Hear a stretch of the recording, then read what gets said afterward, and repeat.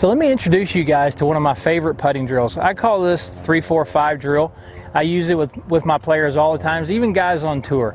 And what you're probably noticing here is I've got 12 tees spread out on the ground in sort of a north-south, east-west direction around the hole.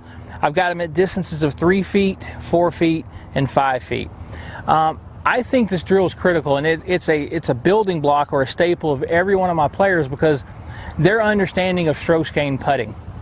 I don't think amateur golfers really quite grasp that it's much easier to prevent losing strokes on the greens than it is to actually gain strokes. So what do I mean by that?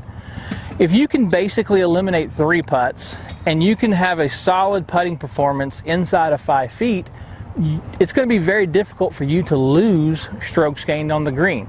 And if you spend the majority of your practice time working on both distance control, lagging putts, lagging speed, and spend most of your time around the hole like this, again, it's going to be very, very difficult for you to give away shots on the green. So in this drill, there's a little bit of math behind it. The average tour player makes 99% from 3 feet. So we're obviously going to hit 4 putts from 3 feet. You're not allowed to miss any. If you miss any, you're going to have to start the drill over.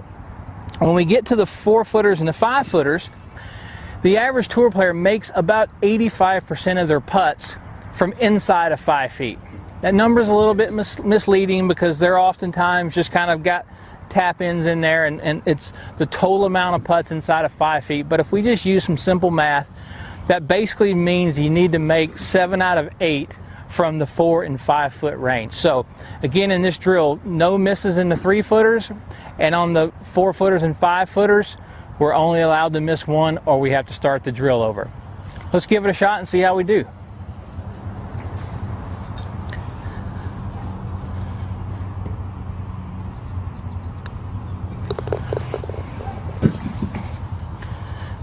So these 3-footers, I'm just trying to be very, very steady. I'm not making a very big stroke at all. I'm probably hitting the ball about the same pace I would, with any other putt, rolling it 12 to 14 inches by the hole.